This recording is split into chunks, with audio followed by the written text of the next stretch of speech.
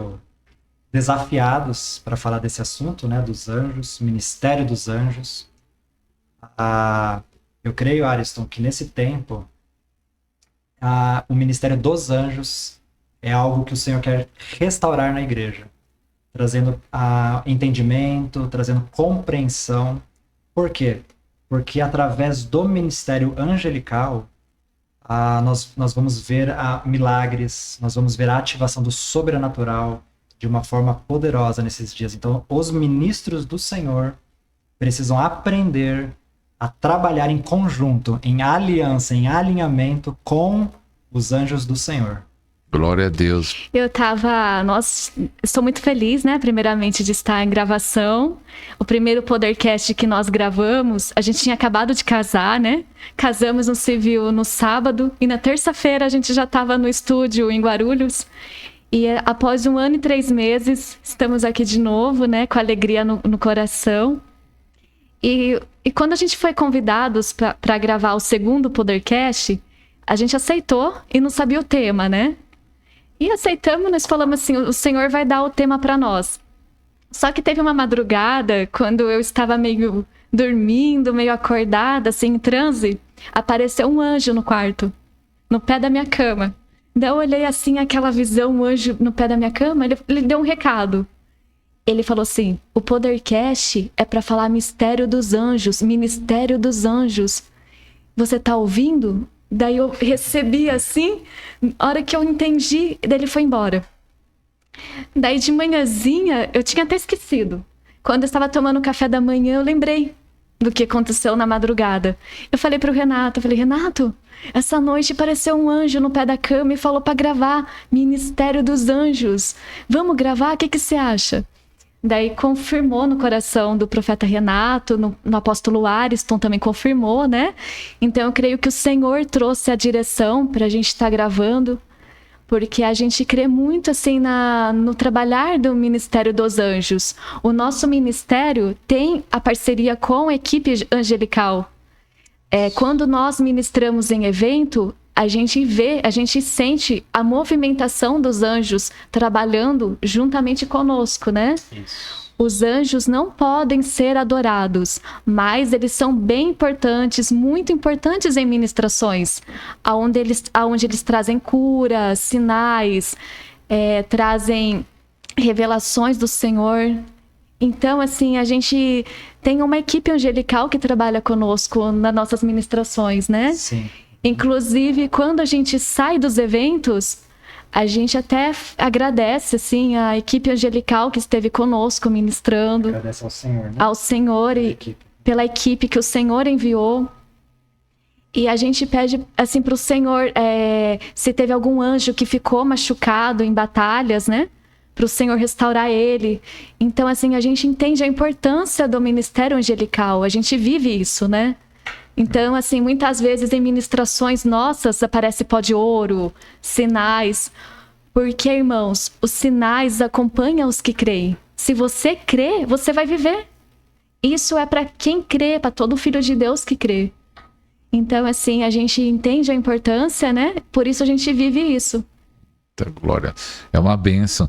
E eu gosto de falar, profeta Renato, profetisa Bruna, aonde falta ensino, pode entrar o engano. Algo que Deus falou, não especificamente sobre anjo, mas qualquer área.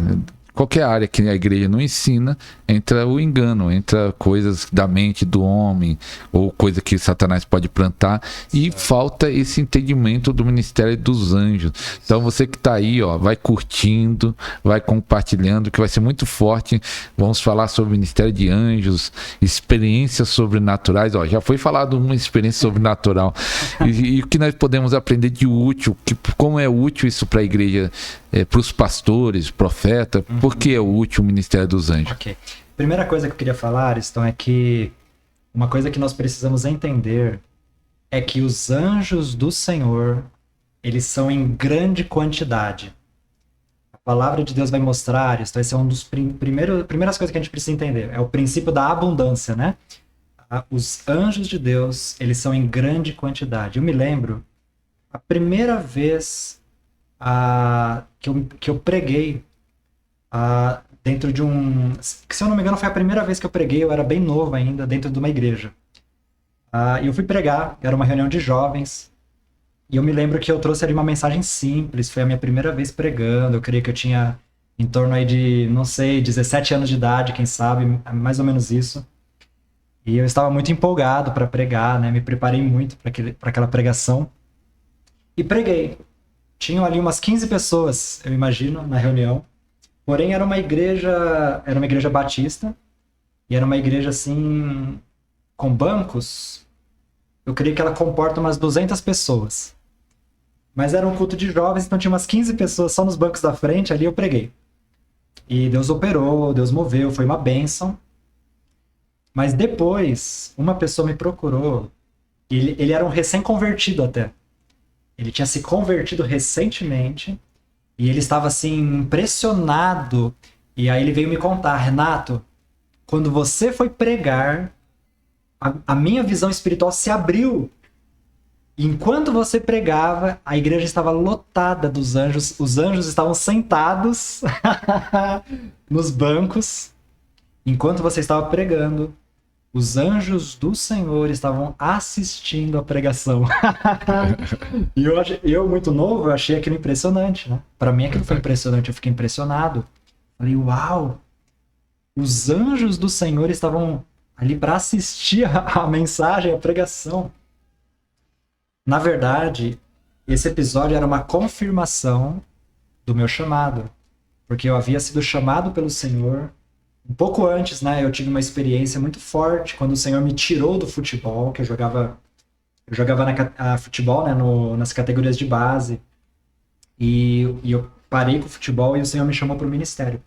Então, quando eu preguei e aqueles anjos estavam ali, era uma testificação do chamado do ministério da palavra na minha vida, né? Então eles estavam ali para assessorar, para acompanhar. Era uma sinalização de que os anjos estariam comigo no meu ministério.